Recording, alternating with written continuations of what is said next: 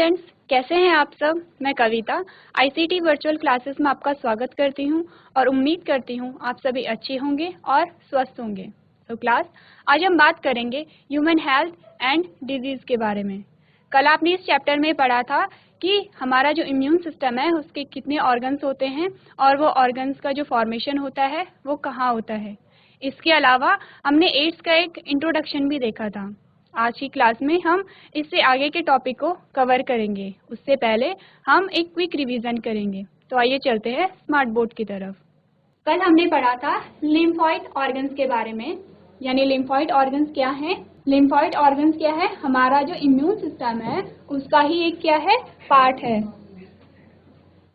उसका एक पार्ट है। तो इम्यून सिस्टम में हमने देखा कि इम्यून सिस्टम मेनली किससे बने होते हैं, वो बने होते हैं मेनली लिम्फॉइड ऑर्गन से। और जो लिम्फॉइड ऑर्गन होते हैं, हमने क्या कहा था, जो लिम्फॉइड ऑर्गन दो प्रकार के होते हैं। उनमें से कौन कौन से हमने पढ़े थे, हमने पढ़ा था primary lymphoid organ and secondary lymphoid organ. तो आपने देखा हमारा इम्यून सिस्टम हम मेनली लिम्फॉइड ऑर्गन से बना होता है। लिम्फॉइड ऑर्गन में क्या क्या प्रेजेंट होते हैं, lymphoid tissue, lymphoid sales and कुछ सॉल्युबल मॉलिक्यूल्स हमने देखे थे। उसके बाद हमने कहा था जो इम्यून सिस्टम होता है वो दो प्रकार के ऑर्गन से बना हुआ होता है। सबसे पहले जो लिम्फॉइड ऑर्गन के बारे में हमने बात की थी, तो हमने प्राइमरी लिम्फॉइड ऑर्गन की बात की थी, जिसमें कौन आया था, जिसमें बोन मैरो और थाइमस आया था। यानी पहला तो था बोन मैरो, पहला है बोन मैरो और दूसरा है थाइमस। जब हमने बोन मैरो की बात की थी, तो जैसे कि नाम ही इंडिकेट कर रहा है, बोन मैरो बोन से रिलेटेड होगा। तो बोन मैरो में हमने कहा था कि जो बोन मैरो है वो मेन लिम्फॉइड ऑर्गन है। यानी कि हम किसके बारे में बात कर रहे हैं, इम्यून सिस्टम के बारे में। इम्यून सिस्टम किससे बना होता है, लिम्फॉइड ऑर्गन से बना होता है। लिम्फॉइड ऑर्गन कितने प्रकार के हैं, दो प्रकार के हैं, प्राइमरी लिम्फॉइड ऑर्गन और secondary lymphoid organ. Primary lymphoid organ में आपके पास क्या क्या है, बोन मैरो और थाइमस। और बोन मैरो क्या है, मेन लिम्फॉइड ऑर्गन है, क्योंकि बोन मैरो में क्या होती है, एक तो सारी ब्लड सेल्स का जो फॉर्मेशन होता है वो बोन मैरो में होता है। और क्या होता है, जो लिम्फॉइड जो सेल्स होती हैं, आपने ये जो लिम्फोसाइट के बारे में देखा, तो ये जो लिम्फॉइड सेल्स जो होती हैं इनका जो ओरिजिन होता है वो कहाँ होता है, बोन मैरो में। तो हमने देखा जो बोन मैरो में कितनी प्रकार की सेल्स हमारे पास आई हैं, बी सेल्स और टी सेल्स के बारे में। इसके बारे में आपने कल देखा, जो बी सेल्स होती हैं वो दो प्रकार की सेल्स को बनाती हैं। सबसे पहले ये मेमोरी सेल्स को बनाएंगी और उसके बाद ये क्या बनाएंगी, एंटीबॉडीज को बनाती हैं। अब ये बी सेल्स कहाँ से जनरेट हो रही हैं, ये जनरेट हो रही है हमारे बोन मैरो से। बोन मैरो कहाँ होता है, हमारी बोन में होता है। तो उसके बाद आपने देखा जो टी सेल्स होती है, टी सेल्स भी दो प्रकार की सेल्स बनाती हैं। कौन कौन सी हैं, यह TH सेल और TC सेल। तो ये आपने पढ़ा बी सेल और टी सेल के बारे में। तो बी सेल और टी सेल भी दो दो प्रकार के सेल्स का फॉर्मेशन करती हैं। अब आपने देखा कि जो आपने पढ़ा था थाइमस के बारे में, आपने क्या पढ़ा, आपने थाइमस के बारे में पढ़ा। तो थाइमस क्या है, थाइमस में क्या होता है, थाइमस में मैच्योरेशन ऑफ टी लिम्फोसाइट, यानी कि जो टी लिम्फोसाइट होती हैं जो कहाँ जनरेट हो रही थी, कहाँ उत्पन्न हो रही थी, हमारे बोन मैरो में हो रही थी। तो ये जो टी लिम्फोसाइट है ये थाइमस में मैच्योर होगा। यानी बी सेल और टी सेल दोनों ही कहाँ पे जनरेट हो रही हैं, बोन मैरो में जनरेट हो रही हैं। और ये मैच्योर कहाँ पे होंगी, जो बी सेल होगी वो बोन मैरो में ही मैच्योर होती है, और जो टी सेल है वो कहाँ पे होगी, वो थाइमस में मैच्योर होगी। इसी बेसिस पे हमने कहा था कि इनके नाम भी हैं, बी सेल यानी बोन मैरो में मैच्योर हो रही है, और टी सेल कहाँ पे, टी सेल थाइमस में, यानी टी। आप इसको रिलेट कर सकते हैं। उसके बाद हमारे पास इम्यून सिस्टम का आपने डायग्राम भी देखा था। ये हमारा बोन मैरो है, ये आपके पास बोन आई है, और यहाँ पे क्या होती है, बोन मैरो प्रेजेंट होती है। सेकंड क्या है, सेकंड है थाइमस। थाइमस आपको बताया गया था कहाँ पे प्रेजेंट होता है, जो हमारा स्टर्नम होता है, तो स्टर्नम के कहाँ पे, बीचों बीच प्रेजेंट होता है। ये तो थे प्राइमरी लिम्फॉइड ऑर्गन। तो उसके बाद हमारे पास क्या आया, सेकेंडरी लिम्फॉइड ऑर्गन आए थे। तो सेकेंडरी लिम्फॉइड ऑर्गन में आपने क्या पढ़ा था, सेकेंडरी लिम्फॉइड ऑर्गन में आपने पढ़ा था सबसे पहले स्प्लीन। तो स्प्लीन में क्या हो रही थी, स्प्लीन में जो स्प्लीन क्या करता है, स्टोरेज करता है लिम्फोसाइट का, लिम्फोसाइट और फैगोसाइट। अब लिम्फोसाइट कौन कौन से आपको बताई गई हैं, टी सेल और बी सेल। और फैगोसाइट्स आपको क्या बताए गए थे, कि वो सेल्स जो क्या करती हैं, जैसे कि कोई एंटीजन हमारी बॉडी में एंटर्ड हो गया या कोई पैथोजन आ गया, तो ये क्या करती है, पूरी जो पैथोजन होते हैं उसे निगल लेती हैं। निगलना मतलब कि उसे अपने अंदर ले लेती हैं और उसे पूरा डिस्ट्रॉय कर देती हैं। तो ये फैगोसाइट हम इन्हें कहते हैं कि ये जो खाने वाला चीज जो पैथोजन को जो सेल्स खाती हैं उसे हमने कहा था फैगोसाइट। तो ये था स्प्लीन के बारे में। नेक्स्ट जो सेकेंडरी ऑर्गन आया वो क्या है, लिम्फ नोड। तो लिम्फ नोड में क्या होते हैं, माइक्रो ऑर्गेनिज्म फंस जाते हैं। लिम्फ नोड कुछ ऐसा ही है जैसे कि छलनी के जैसे काम करता है, कि जो भी हमारे ब्लड में जो पैथोजन होते हैं वो लिम्फ नोड में फंस जाते हैं। जैसे ही ये लिम्फ नोड में फंस जाएंगे वहाँ पे क्या होगी, वहाँ पे जो लिम्फोसाइट होंगे वो एक्ट करना शुरू कर देती हैं और पैथोजन को किल कर देती हैं। सेम आपने टॉन्सिल्स के बारे में पढ़ा है कि ये क्या करती है, पैथोजन की एंट्री को इनहिबिट करती हैं। और ऐसे ही जो अपेंडिक्स है ये भी हमारे इम्यून सिस्टम का एक पार्ट है। तो नेक्स्ट जो आपके पास एक स्टेटमेंट आई है वो क्या कह रही है, the secondary lymphocyte organ, the secondary lymphoid organ provide the site for the interaction of lymphocyte with the antigen. यानी कि प्राइमरी ऑर्गन में क्या हो रहा था, जो प्राइमरी लिम्फोइड ऑर्गन थे वहां पे क्या हो रहा था, वहां पे जो हमारे लिम्फोसाइट जो सेल्स थी वो जनरेट हो रही थी, यानी वो उत्पन्न हो रही थी। और जब वो उत्पन्न हो गई तो जो वो कहाँ गई, फिर वो सेकेंडरी लिम्फोइड ऑर्गन में चली गई। वहां पे क्या होता है, वहीं पे जो हमारी जो लिम्फोसाइट जो सेल्स होती हैं, जो टी लिम्फोसाइट, बी लिम्फोसाइट या जो फैगोसाइट्स होते हैं, वो क्या करते हैं, पैथोजन को किल करते हैं। तो ये जो एरिया है जहाँ पे वो किल करते हैं, जहाँ पे उनका इंटरेक्शन होता है, इंटरेक्शन मतलब जब वो क्या होते हैं, आमने सामने एक दूसरे के आते हैं तभी वो उन्हें किल करते हैं। तो ये सेकेंडरी ऑर्गन में होता है। यानी जो सेकेंडरी लिम्फोसाइट ऑर्गन्स होते हैं वही पैथोजन और एंटीबॉडी के इंटरेक्शन के लिए साइट प्रोवाइड करते हैं। ये आपने एक चार्ट देखा था जिसमें आपने देखा था कि जो इम्यूनिटी होती है वो दो टाइप की हमने देखी थी, इनेट इम्यूनिटी और अडप्टिव इम्यूनिटी। अडप्टिव मतलब कि जो हम अर्जित करते हैं। इनेट में हमने देखा था कि इसमें इमीडिएट रिस्पॉन्स आते हैं जिसमें कुछ बैरियर्स हो गए हैं, कुछ न्यूट्रोफिल्स हमने देखे थे और कुछ एंटीजन हमने देखे थे। अडप्टिव में क्या देखा था कि जो रिस्पॉन्स होता है वो डिलेड होता है, यानी कि थोड़ा रिस्पॉन्स लेट से होता है। इसमें हमने लिम्फोसाइट का एग्जाम्पल देखा था जिसमें टी और बी सेल्स आती हैं। उसके अलावा हमने देखा था जो न्यूट्रोफिल होती हैं या जो लिम्फोसाइट होते हैं वो डब्ल्यूबीसी से फॉर्म होते हैं। डब्ल्यूबीसी के दो पार्ट हमने पढ़े थे, ग्रैन्युलोसाइट और ए ग्रैन्युलोसाइट। तो आपने देखा था कि जो न्यूट्रोफिल्स होते हैं और लिम्फोसाइट होते हैं वो डब्ल्यूबीसी बनाता है। तो ये था पूरा हमारा इम्यून सिस्टम के बारे में, यानी कि आपने चार्ट के माध्यम से समझा कि इम्यूनिटी क्या क्या होती है, कितने प्रकार की होती है, कहाँ से जनरेट होती है, कहाँ से हमें मिलती है, और उसके बारे में आपने जाना कि जो हमारे इम्यून सिस्टम के जो पार्ट होते हैं वो कौन कौन से पार्ट होते हैं। नेक्स्ट जो हमारा टॉपिक आया एड्स, यानी इसके बारे में हमने कल एक जनरल इंट्रोडक्शन देखा था। तो एड्स है, एड्स की आपको फुल फॉर्म क्या दी गई है यहाँ पे, एड्स है एक्वायर्ड इम्यून डेफिशिएंसी सिंड्रोम। तो ये क्या है, एड्स एक डिजीज है, आपको बताया गया था। एक क्या है, एक डिजीज है यानी एक बीमारी है जिसका फुल फॉर्म क्या है, A for acquired, I for immuno, D for deficiency and S for syndrome. तो एक्वायर्ड में मैंने आपको बताया था, जैसे इसका नाम ही इंडिकेट कर रहा है, ये है अर्जित,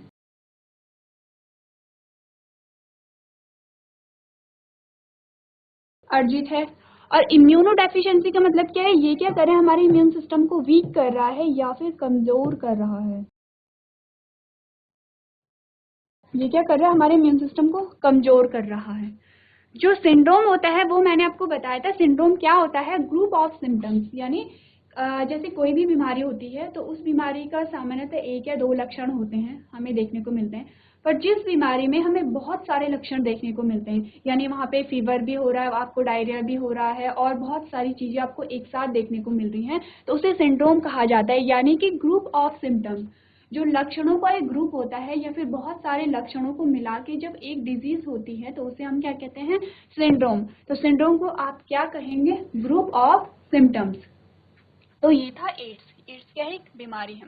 उसके बाद हमने पढ़ा था कि जो हिस्ट्री है एड्स की, यानी कि जो एड्स है वो कहाँ से आया, कहाँ से जनरेट हुआ, कैसे फैला, तो हम हिस्ट्री के बारे में जानेंगे। तो आपको मैंने कल बताया था जो हिस्ट्री है वो कहाँ से ओरिजिनेट हुआ था, वो वेस्ट अफ्रीका से ओरिजिनेट हुआ था, यानी अफ्रीकन कंट्री से इस जो बीमारी का ओरिजिन हुआ था। तो ये ओरिजिन कैसे हुआ कि यहाँ पे ये बात चल रही है 1920 की।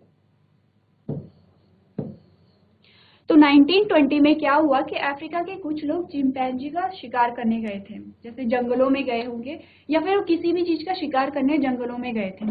समहाउ क्या हुआ कि जो चिंपैंजी का जो ब्लड था वो ह्यूमन ब्लड के साथ मिक्स हो गया। अब वो मिक्स कैसे हुआ, हो सकता है कि उनकी फाइटिंग हुई हो या फिर जो भी वहाँ पे हुआ, बट एज अ रिजल्ट क्या हुआ कि जो चिंपैंजी का ब्लड था वो ह्यूमन ब्लड के साथ मिक्स हो गया। अब जैसे ये मिक्स हुआ तो ये जो एड्स का जो कॉज हो रहा है, एड्स का जो रीजन था वो था वायरस, एक वायरस था। क्योंकि हम देखते हैं कि जो मोस्टली जो बीमारियां होती है वो माइक्रो ऑर्गेनिज्म से ही कॉज होती हैं। कुछ हमने कहा था वायरस से, कुछ हमने कहा था बैक्टीरिया, कुछ फंगस और भी बहुत सारे माइक्रोब्स हैं। तो जो एड्स का जो कारण था वो था वायरस। तो वो वायरस चिंपैंजी से ह्यूमन बॉडी में इंसर्ट हो गया, यानी आ गया। क्या हुआ धीरे धीरे अफ्रीका में कि लोगों का जो इम्यून सिस्टम है वो बहुत वीक होने लगा और वहाँ पे बहुत सारी डेथ होना शुरू हो गई। लेकिन वहाँ पे फिर भी इस बीमारी का जो रीजन था, या फिर किसी को ये पता नहीं चला कि ये एक बीमारी है और ये बीमारी संक्रमित हो रही है, यानी कि ये ट्रांसमिट हो रही है एक इंसान से दूसरे इंसान में। क्योंकि अफ्रीका में क्या थी, जो हेल्थ रिलेटेड जो फैसिलिटीज थी वो उतनी नहीं थी, या फिर लोग इतना जागरूक नहीं थे हेल्थ इश्यूज को लेकर के। तो अफ्रीका में क्या हुआ कि बहुत सारी डेथ होना शुरू हो गई है और वहाँ पे अभी भी लोगों को ये नहीं पता था कि कोई एक बीमारी है जो कि लोगों में हो रही है, जिसकी वजह से लोगों की जान जा रही है। तो इसका जो फर्स्ट रिकॉर्डेड केस देखा गया था वो देखा गया था कब, 1981 में। और कहाँ देखा गया था, अमेरिका में। तो आप देखिए जो 1920 से ये स्टार्ट हो गया था और कब पता चला कि ये कोई एक बीमारी है जो संक्रमित हो रही है, 1981 में, वो भी कहाँ, अमेरिका। तो जब इसका फर्स्ट केस अमेरिका में रिकॉर्ड किया गया तो फिर इस बीमारी पे क्या हुई, स्टडी हुई कि ये क्या है और कैसे ये हो रही है। तो जब इसकी स्टडी हो रही थी अमेरिका में तो ये पाया गया कि ये जो बीमारी है किन में हो रही है, होमोसेक्सुअल इंडिविजुअल में हो रही है। तो उस टाइम पे जितने भी उनके पास केसेस आए थे वो उन्हीं लोगों में थे जो होमोसेक्सुअल थे। उसके बाद जब इन्होंने देखा कि ये बीमारी होमोसेक्सुअल इंडिविजुअल में हो रही है तो उन्होंने क्या इसका नाम कर दिया, इसका जो इनिशियल नेम रख दिया वो GRID रख दिया। GRID यानी गे रिलेटेड इम्यूनोडेफिशिएंसी, यानी गे रिलेटेड इम्यूनोडेफिशिएंसी। धीरे धीरे क्या हुआ, इसके केसेस और ज्यादा आने लगे और ज्यादा बढ़ने लगे। तो उन्होंने उसके बाद देखा कि ये जो बीमारी है न सिर्फ होमोसेक्सुअल बल्कि हेटेरोसेक्सुअल में भी हो रहा है और फीमेल में भी हो रहा है। यानी ये न सिर्फ होमोसेक्सुअल बल्कि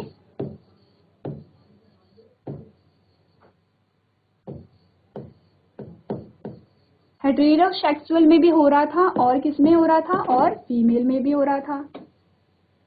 यानी कि उन्होंने देखा कि ये जो बीमारी है ये सिर्फ होमोसेक्सुअल इंडिविजुअल में नहीं हो रहा है, ये सभी में पाया जा रहा है। तो अब इस नाम को क्या है, अब इस नाम को यूज नहीं करते हैं। आपको ये याद रखना है कि ये जो नाम है ये इनिशियल लेवल पे रखा गया था जब इस बीमारी के बारे में कुछ ज्यादा पता नहीं था, ये पता नहीं था कि ये कहाँ से किस में ट्रांसमिट हो रहा है। तो ये क्या है, ये इनिशियल लेवल पे इसका नाम रखा गया था। तो उसके बाद जब इसकी पूरी स्टडी हुई तो उसके बाद इसका नाम क्या रखा गया, एड्स रखा गया। तो अभी जो इस बीमारी के लिए नाम यूज करते हैं हम एड्स ही यूज करते हैं। तो मैंने आपको कहा था कि जो एड्स जो होता है वो किसके कारण होता है, एक वायरस के कारण होता है। तो उसे हमने कहा था HIV, यानी उस वायरस को क्या कहते हैं, HIV।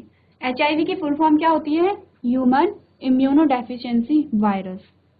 यानी जिस वायरस से जो एड्स नाम की बीमारी होती है उस वायरस का नाम है HIV, और HIV का फुल फॉर्म क्या है, ह्यूमन इम्यूनोडेफिशिएंसी वायरस। तो ये वायरस क्या है, अगर हम इसकी डेफिनेशन देखें तो ये क्या है, HIV is the virus that cause AIDS, यानी ये एक ऐसा वायरस है जो एड्स को कॉज करता है। When a person become infected with HIV, the virus attacks and weakens the immune system. ये क्या कह रहा है कि जब भी HIV किसी ह्यूमन को इफेक्ट करता है या उसकी बॉडी में चला जाता है तो वो सबसे पहले किस पे अटैक करेगा, हमारे इम्यून सिस्टम पे अटैक करेगा।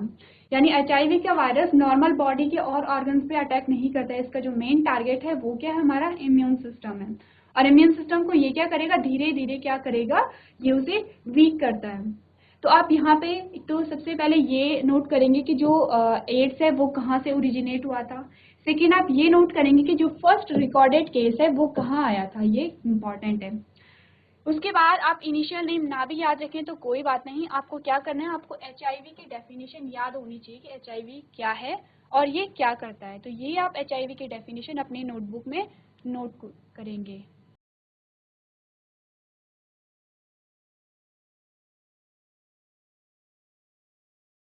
तो ये आपने जाना एड्स का एक जनरल इंट्रोडक्शन। अब हम देखेंगे जो वायरस है HIV, उसका स्ट्रक्चर कैसा है, यानी ये दिखता कैसे है और इसमें क्या क्या कह सकते हैं इसके क्या क्या ऑर्गन्स होते हैं या क्या क्या पार्ट्स होते हैं। तो नेक्स्ट आपके पास जो हेडिंग आई वो आई स्ट्रक्चर ऑफ HIV, यानी कि HIV का क्या क्या स्ट्रक्चर होता है। आपके पास एक इमेजेस हैं और आपके पास कुछ पॉइंट्स लिखे गए हैं। ये जो पॉइंट्स हैं ये क्या है, HIV के पार्ट्स हैं। तो आप क्या करेंगे, जैसे जैसे मैं आपको नाम बताती जाऊंगी आप इमेजेस में भी देखेंगे कि वो कहाँ पे, वो जो पार्ट है वो कहाँ पे है।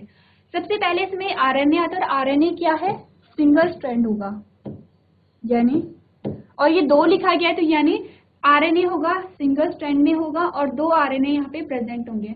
अब आपको अपनी इमेज में कुछ ब्लू कलर का दिख रहा होगा, ये वाला जो पोर्शन है, ये जो ब्लू कलर का आपको दिख रहा है, आपको 2 स्ट्रैंड दिख रहे हैं, ये क्या है, ये है RNA। आप यहाँ पे देखेंगे सिंगल स्ट्रैंड RNA, और RNA कितने प्रेजेंट होंगे, RNA 2 प्रेजेंट होंगे। नेक्स्ट आपके पास जो आया वो आया रिवर्स ट्रांसक्रिप्टेज एंजाइम्स। अब आप देखेंगे रिवर्स ट्रांसक्रिप्टेज एंजाइम को, यहाँ पे आप एक सर्कल जैसा स्ट्रक्चर देखेंगे जहाँ पे ये नाम भी लिखा होगा, रिवर्स ट्रांसक्रिप्टेज एंजाइम्स। नेक्स्ट आपके पास आया प्रोटीन लेयर कैप्सूल। एक उसके बाहर सबसे पहले क्या होगा, RNA होगा सिंगल स्ट्रैंड में, उसके बाद उसके अंदर क्या होगा, कुछ एंजाइम्स होंगे। एंजाइम्स का नाम क्या है, रिवर्स ट्रांसक्रिप्टेज एंजाइम्स, यानी हम इसे RT भी कह सकते हैं, RT एंजाइम भी इसे शॉर्ट में लिख सकते हैं। उसके बाहर क्या होगी, प्रोटीन की एक कैप्सूल होती है, यानी वो जो कैप्सूल है वो प्रोटीन की बनी हुई है और उसका क्या नाम है, P24, यानी प्रोटीन 24। ये है कौन सी वाली है, ये वाली जो है। इसके बाहर P24 के बाहर फिर क्या होगा, सेकेंड प्रोटीन की एक लेयर होगी, यानी यहाँ पे इसके बाहर एक और प्रोटीन की लेयर होगी जिसे हमने कहा था P17। तो ये क्या है, यहाँ पे आप देखेंगे ये क्या है, ये P17 है। उसके बाद आपके पास आएगी एक लिपिड लेयर, यानी कि इसके बाहर क्या होगा, एक लिपिड लेयर होगी जो कि आपको ये वाली दिख रही है, ये क्या है, एक लिपिड लेयर है।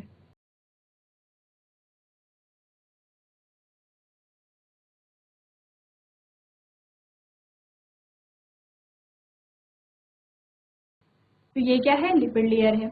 लास्ट में आपको दिखेगा ग्लाइकोप्रोटीन, यानी ग्लाइकोप्रोटीन 120, GP120। तो GP120 आप इस डायग्राम में देखेंगे GP20 क्या है, यहाँ पे है, यानी ये जो गोल स्ट्रक्चर आपको दिख रहे हैं, ये वाला ये वाला ये वाला, ये सारे क्या है, GP20 है। तो ये क्या है, ये है HIV वायरस का स्ट्रक्चर।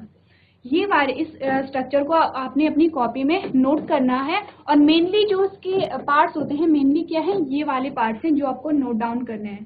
तो आप क्या करेंगे, आप इस स्ट्रक्चर को अपनी कॉपी में बनाएंगे और इसे लेबल भी करेंगे। तो सबसे पहले आप क्या करेंगे, आपने पहचाना है कि इसका कौन से पार्ट को हम क्या कहेंगे। सबसे पहले हमारे पास क्या आते हैं, सिंगल स्ट्रैंड RNA आते हैं, 2 आपको दिखेंगे जो ब्लू कलर में आपको दिख रहा है।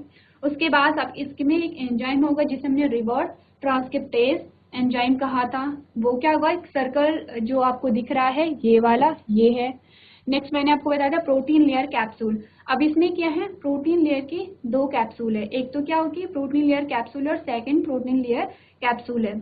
तो आपको ये याद रखनी कि जो अंदर वाली प्रोटीन लेयर है वो कौन सी है और जो बाहर वाली है वो कौन सी है। तो अंदर वाली कौन सी होगी, P24, यानी कि P24 कौन सी होगी, जो अंदर की ओर होगी, और P17 कहाँ पे होगी, ये बाहर की ओर होगी, क्योंकि ये इंपॉर्टेंट है। अगर आपने इसके डायग्राम में चेंज कर दिया, फॉर एग्जांपल आपने P17 को अगर पहले लिख दिया और P24 को बाद में लिख दिया, तो इसके जो स्ट्रक्चर है वो गलत बन जाएगा। नेक्स्ट आपने देखा कि जो लिपिड लेयर है, जो लिपिड लेयर आपको बताई गई थी, एंड जो ग्लाइकोप्रोटीन है, जो ग्लाइकोप्रोटीन है वो इस वायरस का बहुत इंपॉर्टेंट पार्ट है, क्योंकि जो ग्लाइकोप्रोटीन ही क्या करता है, ह्यूमन बॉडी के साथ अटैच होता है, ह्यूमन बॉडी या ह्यूमन सेल के साथ अटैच होता है। तो आप इस डायग्राम को अपनी कॉपी में नोट डाउन करेंगे। चलिए अब आपने जाना कि स्ट्रक्चर ऑफ HIV, यानी HIV का जो जो ये वायरस है इसका स्ट्रक्चर क्या है, ये याद रखना है कि ये जो वायरस है ये किसके लिए रिस्पॉन्सिबल है, ये एड्स के लिए रिस्पॉन्सिबल है। नेक्स्ट हमारे पास आया attack of HIV on human cells, यानी जो HIV वायरस है वो ह्यूमन सेल्स को कैसे इफेक्ट करता है। सबसे पहले आप एक नाम देखेंगे, रेट्रोवायरस। ये जो नाम है, तो जो HIV वायरस है ये रेट्रोवायरस के ग्रुप से बिलोंग करता है, यानी एक ग्रुप ऑफ वायरस है जिसे हम रेट्रोवायरस कहते हैं, और HIV क्या है, इसी ग्रुप से बिलोंग करता है। तो इस ग्रुप में क्या होता है कि इन वायरस का जो जेनेटिक मटेरियल है वो है RNA, वो है RNA। तो इनका जो फीचर क्या होता है कि ये RNA से किस में कन्वर्ट होते हैं, DNA में। यानी कि ये क्या हो रही है, ये एक उल्टी प्रोसेस हो रही है। जनरली हम क्या देखते हैं, DNA से RNA का फॉर्मेशन होता है, बट यहाँ पे क्या हो रहा है, यहाँ पे RNA से DNA का फॉर्मेशन हो रहा है। अब आपके माइंड में एक क्वेश्चन आया होगा और वो आना चाहिए, क्योंकि अब आप पूछेंगे कि जो भी वायरस होते हैं जिनका कि जेनेटिक मटेरियल RNA होता है, क्या उन सब में ऐसा ही होता है कि RNA से DNA का फॉर्मेशन हो रहा है। क्योंकि यहाँ पे आप देख रहे हैं, यहाँ पे RNA से क्या हो रहा है, DNA का फॉर्मेशन हो रहा है। तो इसका आंसर है नहीं, ऐसा सारे ही वायरस में नहीं होता है। क्योंकि यहाँ पे इसलिए हो रहा है क्योंकि जो HIV है, आपने देखा HIV का जब डायग्राम देखा था तो मैंने ये कहा था कि उसके पास एक एंजाइम है, यानी रिवर्स ट्रांसक्रिप्टेज एंजाइम। इस एंजाइम की मदद से ये क्या करता है, ये RNA को DNA में कन्वर्ट कर देता है। यानी जिसके पास ये वाला एंजाइम होगा वही क्या कर सकते हैं, वही RNA को DNA में कन्वर्ट कर सकते हैं। अब आपको समझ आया होगा कि ये क्या है, ये रेट्रोवायरस के ग्रुप से क्यों बिलोंग करता है। रेट्रो मीन्स होता है बैक या पुराना, यानी कि जो पुरानी फॉर्म में वापस आ रहा है। क्योंकि जनरली क्या होता है, DNA से ही RNA का फॉर्मेशन होता है, और RNA से किसका फॉर्मेशन होता है, प्रोटीन का। तो यहाँ पे अब हम देखेंगे कि जो HIV वायरस है ह्यूमन सेल को कैसे इफेक्ट करता है। सबसे पहले आपने देखा रेट्रोवायरस, यानी ये क्या है, एक HIV वायरस है। अब ये क्या करेगा, ये ह्यूमन सेल पे अटैच हो गया, यहाँ पे क्या हुआ, ये ह्यूमन सेल पे अटैच हो गया। अब ये पूरी बॉडी को अंदर इंसर्ट नहीं करेगा, यानी जो वायरस है वो पूरा का पूरा वायरस सेल के अंदर नहीं जाएगा। ये क्या करेगा, अपनी जेनेटिक मटेरियल को डालेगा। अब जेनेटिक मटेरियल क्या है इसका, RNA है। तो यहाँ पे क्या हो गया, आप देखेंगे viral RNA is introduce into the cell, यानी कि वायरल जो RNA होता है वो सेल के अंदर इंट्रोड्यूस हो गया। अब ये क्या करेगा, रिवर्स ट्रांसक्रिप्टेज, यहाँ पे एक नाम आया देखो, ये जो रिवर्स ट्रांसक्रिप्टेज एंजाइम है, यानी viral DNA is produced by the reverse transcriptase enzyme. तो यहाँ से ये क्या हो गया, ये RNA से ये DNA का फॉर्मेशन हो गया। RNA से DNA का फॉर्मेशन कैसे हुआ, किस एंजाइम के थ्रू हुआ, रिवर्स ट्रांसक्रिप्टेज एंजाइम के थ्रू हुआ। तो यहाँ पे ये तो क्या था, RNA था, ये RNA था, ये किसमें कन्वर्ट हो गया, ये DNA में कन्वर्ट हो गया। अब ये DNA क्या करेगा, जो ह्यूमन का जीनोम होगा, यानी कि जो ह्यूमन सेल का जो जेनेटिक मटेरियल होगा उसके अंदर इंसर्ट हो जाएगा। ये क्या है, वायरल DNA कहाँ पे गया, ये जो ह्यूमन का जो जीनोम था उसके साथ मिक्स हो गया। अब जब ये इसके साथ मिक्स हो गया तो ये क्या करेगा, रेप्लिकेट करेगा, क्योंकि वायरस का जो कैरेक्टर है वही है कि ये बहुत जल्दी क्या करता है, रेप्लिकेट करता है, बहुत जल्दी अपनी जो नए सेल्स होंगे उन्हें फॉर्म करता है। तो ये क्या करेगा, new viral RNA is produce by the infected cell, यानी कि जो इन्फेक्टेड सेल होगा ये अपने नए क्या करेगा, नए RNA को फॉर्म करेगा। इसने नए RNA को फॉर्म किया। अब इसने RNA के जो आसपास क्या कर दी, प्रोटीन की लेयर बना दी। प्रोटीन की लेयर बना के ये एक नए HIV वायरस में कन्वर्ट हो गया। तो आपने ये भी देखा कि ये जो प्रोटीन की जो लेयर बनी होती है HIV के आसपास, आपने ये डायग्राम देखा और आपने देखा कि ये जो लिपिड की लेयर होती है, या ये जो लिपिड की लेयर होती है, ये कैसे बनती है, ये जो वायरस होता है वो जिस भी सेल पे अटैक करेगा उसी की लिपिड को लेके अपनी बाहर एक लेयर बना देता है उसे, और उसके द्वारा ये क्या होता है, एक नए सेल में डेवलप हो जाता है। अब नए सेल में डेवलप हो गया तो ये क्या हुआ, एक HIV वायरस से यहाँ पे आपको 3 HIV वायरस देखने को मिल गए। यहाँ पे सिर्फ नंबर 3 नहीं होता है, यहाँ पे नंबर बहुत ज्यादा होता है, बट फॉर एग्जाम्पल आपको यहाँ पे 3 HIV वायरस देखने को मिल रहे हैं। तो ये क्या होगा, ये सेल इन्फेक्टेड हो गई। अब ये जो वायरस होंगे ये इस सेल से बाहर आके या इस सेल से क्या होंगे, माइग्रेट होके दूसरी सेल को इफेक्ट करेंगे, और ऐसे ही ये क्या करेंगे, सारी सेल्स को इफेक्ट करते जाएंगे।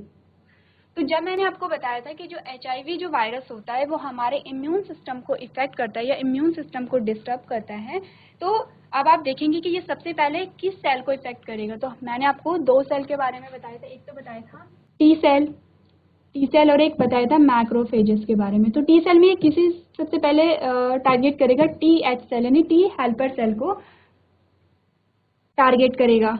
तो यदि ये वाली जो सेल है, यदि ये TH सेल है, तो ये सेल क्या होगी, ये डिस्ट्रॉय हो जाती है, क्योंकि TH सेल जैसे ही वो संक्रमित होता है HIV वायरस से, तो HIV वायरस सेल्स को क्या करते हैं, वो रेप्लिकेट होता है और बहुत सारी सेल्स को बहुत सारे वायरस प्रोड्यूस कर देता है। जैसे ही यहाँ पे रेप्लिकेशन हुई, जैसे ही बहुत सारे वायरस प्रोड्यूस हुए, तो जो टी हेल्पर सेल होगी वो डिस्ट्रॉय हो जाती है। तो ये तो था टी हेल्पर सेल के बारे में। जैसे ही अब ये क्या करेगा, जिन जिन सेल में जाएगा अगर वो टी हेल्पर सेल में गया तो वो टी हेल्पर सेल को डिस्ट्रॉय करता रहेगा और एट लास्ट क्या आएगी, ऐसी कंडीशन आएगी कि टी हेल्पर सेल रिड्यूस हो जाएंगी या फिर खत्म हो जाएंगी। तो ये तो था टी हेल्पर सेल के बारे में। अगर ये सेल मैक्रोफेज है, आपने पढ़ा था किसके बारे में, मैक्रोफेजेस के बारे में, ये फैगोसाइट के बारे में पढ़ा था आपने। तो अगर ये सेल जो है फैगोसाइट है, अगर ये सेल क्या है, फैगोसाइट है, तो फैगोसाइट क्या करती है, एज अ वायरस फैक्ट्री काम करती है। क्योंकि अगर यहाँ पे क्या हुआ, अब वायरस का प्रोडक्शन हो गया, तो यहाँ पे ये सेल डिस्ट्रॉय नहीं होती है। अगर ये फैगोसाइट सेल है तो ये डिस्ट्रॉय नहीं होगी, ये क्या करेगी, और HIV वायरस को प्रोड्यूस करेगी।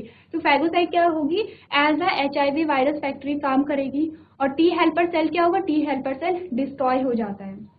तो यहाँ पे एक और इम्पॉर्टेंट क्वेश्चन आता है कि जब भी ये जो रेट्रो वायरस है ये यहाँ पे अटैक करता है, तो यहाँ पे कुछ रिसेप्टर होते हैं, जैसे कुछ ऐसे यहाँ पे क्या होंगे, एक ऐसे रिसेप्टर होंगे, यहाँ पे कुछ रिसेप्टर होंगे जो क्या करते हैं, HIV वायरस को रिसीव करते हैं। तो इस रिसेप्टर को हमने कहा CD4 रिसेप्टर। इस रिसेप्टर को हमने क्या, CD4 रिसेप्टर। ये वही रिसेप्टर है जो क्या करता है, HIV वायरस को रिसीव करता है। और यहाँ पे कौन अटैच होगा, मैंने आपको जब डायग्राम बताया था, तो यहाँ पे क्या होगा, GP यानी ग्लाइकोप्रोटीन 120 अटैच होगा। यही जो GP20 है, ये क्या हो रहा है, ये यहाँ पे अटैच हो रहा है, ऐसे करके कुछ ऐसे होगा। यानी GP20 कहाँ पे अटैच हो रहा है, CD4 रिसेप्टर पे हो रहा है। CD4 रिसेप्टर कहाँ पे है, ये है ह्यूमन सेल में प्रेजेंट होता है। तो अब आप सोचेंगे, यदि CD4 रिसेप्टर को हटा दिया जाए तो क्या HIV वायरस फिर भी सेल को इन्फेक्ट करेगा या फिर वो सेल में अंदर इंसर्ट हो जाएगा? तो इसका आंसर है नहीं। यदि ये रिसेप्टर ही नहीं रहेगा तो ये वायरस अंदर नहीं घुस सकता है। बट अभी तक कोई भी ऐसी टेक्निक नहीं आई है कि जो इस रिसेप्टर को हटाने के लिए मतलब यूज हुई हो। तो अभी हम रिसेप्टर को नहीं हटा सकते। इट मीन्स कि जो HIV वायरस है वो क्या, वो सेल में इजिली इंसर्ट हो सकता है। तो ये जो वायरस है, ये जो डायग्राम है, ये आपकी नोटबुक से लिया गया है। आप इस डायग्राम को अपनी कॉपी में नोट करेंगे।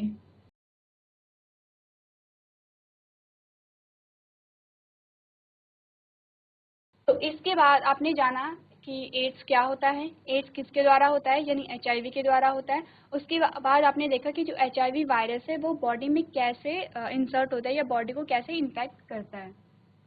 नेक्स्ट जो हमारे पास है कि जो HIV है वो ट्रांसमिट कैसे होता है। यानी अभी तक तो आपने जाना कि जो एड्स है वो कहाँ से आया, एड्स किसकी वजह से हुआ, यानी कि एड्स हुआ HIV वायरस के द्वारा। HIV वायरस बॉडी में कैसे घुसता है ये भी आपने देखा। अब आप देखेंगे कि जब मैंने आपसे स्टार्टिंग में जब आपको इंट्रो दिया था तो मैंने कहा था एड्स के एक जो बीमारी वो संक्रमित बीमारी है, यानी ये फैलती है, ट्रांसमिट होती है। तो ये ट्रांसमिट कैसे होती है वो आप देखेंगे कि सबसे पहला जो आपके पास पॉइंट आया, ये आया unprotect sexual interaction with a person previously infected person. यानी कि क्या होगा कि यदि कि अनप्रोटेक्टेड सेक्सुअल इंटरैक्शन होगा वो भी किस पर्सन के साथ, जो ऑलरेडी इन्फेक्टेड है। किसी जो कोई पर्सन है वो ऑलरेडी इन्फेक्टेड है HIV वायरस से और उसके साथ यानी अनप्रोटेक्टेड सेक्सुअल इंटरैक्शन हुआ तो क्या हुआ, फिर HIV ट्रांसमिट हो जाएगा इन्फेक्टेड पर्सन से हेल्दी पर्सन में। तो सबसे पहला जो रीजन है वो ये है। नेक्स्ट जो हमारे पास आता है कि reusing needles used up by an infected individual. यानी कि कुछ जो नीडल्स होती हैं जैसे कि इंजेक्शन वगैरह हो गए तो यदि किसी इन्फेक्टेड इंडिविजुअल्स ने, जिसे कि पहले से ही HIV है, उसने क्या किया, उस नीडल को यूज़ किया, यानी कि उनमें उसे जैसे इंजेक्शन लगाया गया, तो उसने उस नीडल को यूज़ किया, उसके बाद उसी नीडल को किसी हेल्दी पर्सन ने यूज़ कर दिया, तो उस क्या हुआ, तो जो HIV वायरस था वो क्या हुआ, ट्रांसमिट हो गया। यानी कि उस नीडल से क्या हुआ, एक पर्सन दूसरे पर्सन में वो जो HIV वायरस था वो ट्रांसफर हो गया।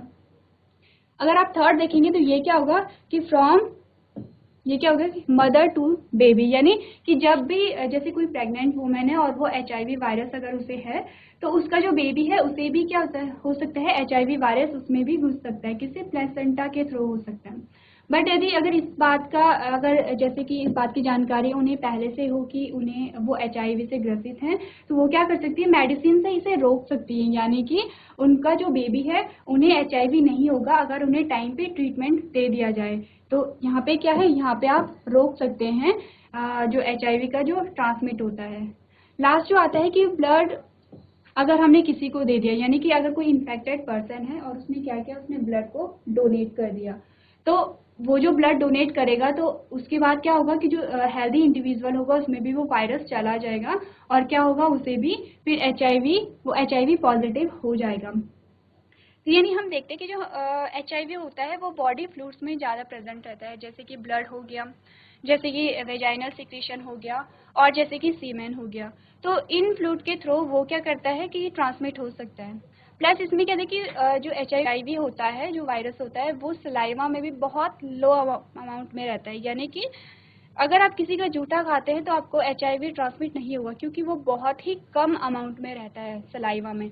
तो किसी का जूठा खाने से या किसी के कपड़े पहनने से जो HIV वायरस है वो ट्रांसमिट नहीं होता है। ट्रांसमिट कैसे होता है, आप ये चारों ही ऑप्शन पढ़ेंगे और आप देखेंगे कि जो HIV ट्रांसमिट होता है वो कैसे होता है।